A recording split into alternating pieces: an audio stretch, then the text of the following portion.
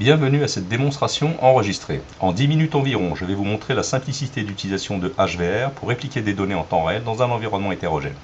Cet exemple présente une réplication d'Oracle vers SQL Server. HVR utilise une architecture en étoile aussi appelée Hub and Spoke.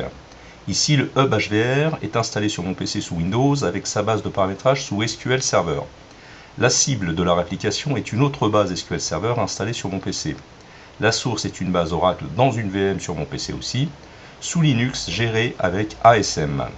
Sous Linux, l'installation de HVR agit comme un agent. Commençons par installer HVR. J'ai déjà téléchargé l'application et le fichier de licence fourni par HVR Software. On se connecte au serveur Linux avec l'utilisateur Oracle. Les options et les droits pour faire fonctionner HVR sont présentés dans le manuel utilisateur. Pour faire court, j'utilise l'utilisateur Oracle. Pour installer HVR sur Linux, il faut définir deux variables d'environnement. Dans notre configuration, il faut indiquer les variables pour se connecter à la VM avec ASM. L'utilisateur ASM a déjà été créé. Pour installer le logiciel, allez à la racine de HVR et décompresser le fichier du logiciel. Avec moins de 100 MB, l'espace disque occupé est faible. Il est possible de le réduire encore quand HVR tourne en tant qu'agent. Pour cela, lancez la commande HVR strip. Démarrez le listener HVR en tant que démon et désactivez la vérification par mot de passe sur le port 4343. Installez HVR sur Windows. L'installation à l'aide du wizard est simple et rapide. Lire le contrat de licence et l'accepter. Les répertoires par défaut sont corrects. Défaut. Puis encore une fois défaut. Puis installer. On peut déjà lancer l'application. Pour activer HVR, il faut copier le fichier de licence fourni par HVR Software dans le répertoire libre d'installation d'HVR.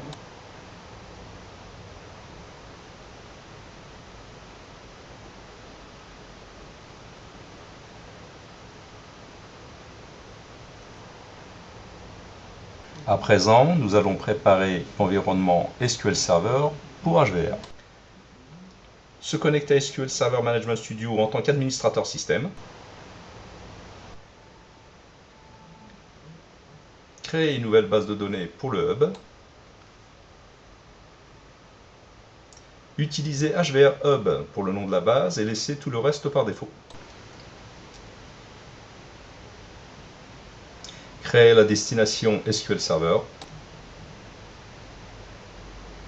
Utiliser le nom DemoDB et laisser tout le reste par défaut. Je démarre HVR.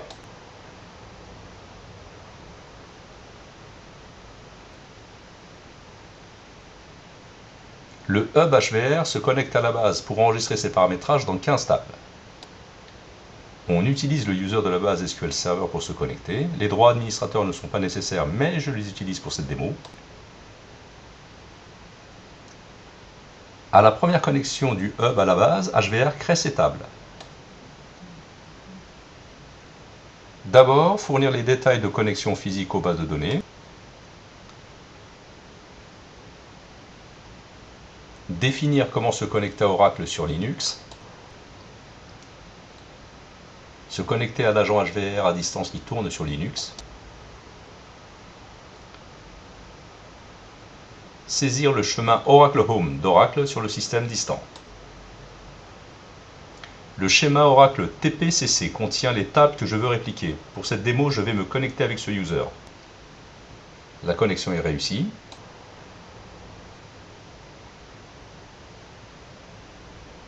Indiquer les détails de la connexion à la base de destination SQL Server. Je rappelle que pour cette démo, j'utilise l'admin system, mais ce n'est pas nécessaire. La connexion est réussie. Channel est le terme utilisé par HVR pour désigner un groupe de tables répliquées ensemble en conservant la cohérence des données d'un point de vue transactionnel.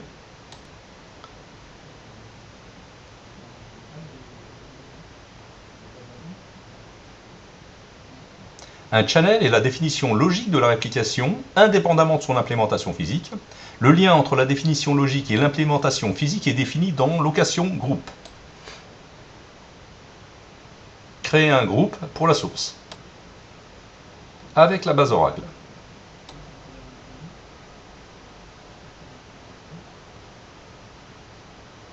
Et un groupe pour la cible SQL Server.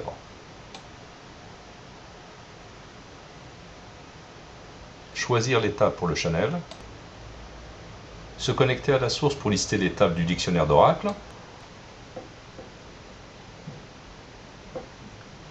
Je prends toutes les tables. HVR affiche le nom de la table dans la base et un nom associé qu'il va utiliser.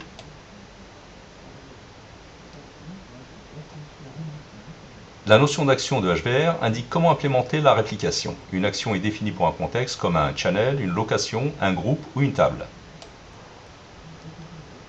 DB capture est l'action de capture des modifications de la base. Cocher log base pour une capture basée sur les fichiers de log.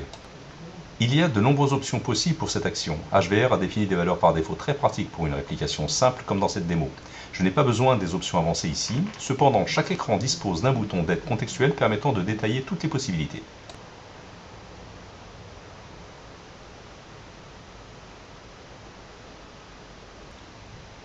L'action DB Integrate écrit les mises à jour en base. Voyons le fonctionnement par défaut. La réplication est maintenant définie. La prochaine étape est l'initialisation des bases de données impliquées dans la réplication à l'aide de l'opération HVR load. Toutes les fonctions graphiques de l'IHN disposent de leur version en ligne de commande. On pourra alors les automatiser avec un script. Partout où c'est possible, l'IHM affiche la commande équivalente à exécuter en ligne. HVR load prépare la base de données et crée l'environnement d'exécution.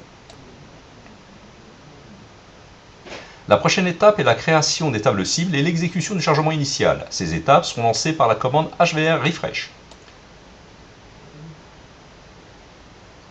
Cocher Create Tabs and Tables pour compléter la cible avec les tables manquantes.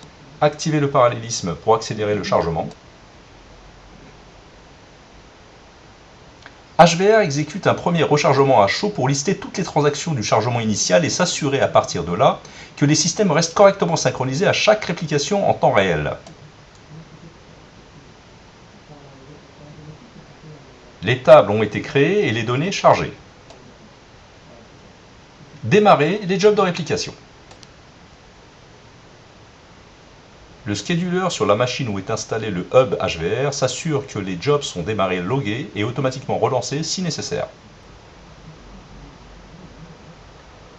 Le scheduler devra être installé en tant que service sous Windows ou daemon inet sous Linux ou Unix pour qu'il soit lancé au bout de la machine et qu'il démarre les jobs de réplication.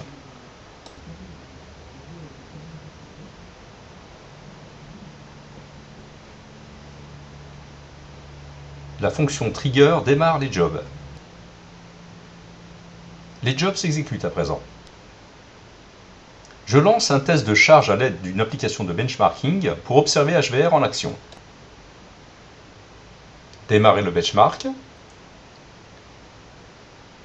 Visualiser la log d'un job de capture. On constate que HVR capture entre 150 et 200 transactions par seconde depuis Oracle vers SQL Server. Observons les statistiques de l'activité. Le job vient juste de démarrer, donc on visualise depuis le début. On regroupe l'info par seconde.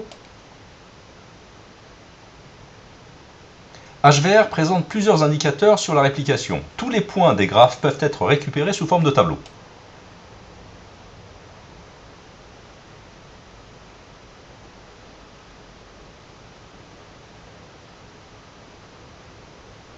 Arrêt du benchmark. HVR dispose aussi d'une fonction de comparaison et de réparation. La comparaison peut être lancée en mode bulk par lot, qui calcule un checksum sur toutes les données de la table, y compris les transformations dans le channel. Le mode ligne à ligne compare les données et produit un rapport détaillé des écarts ainsi que la liste des commandes SQL à exécuter pour les corriger.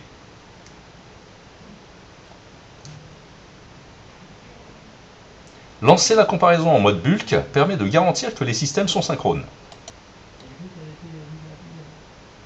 Les tables sont bien identiques.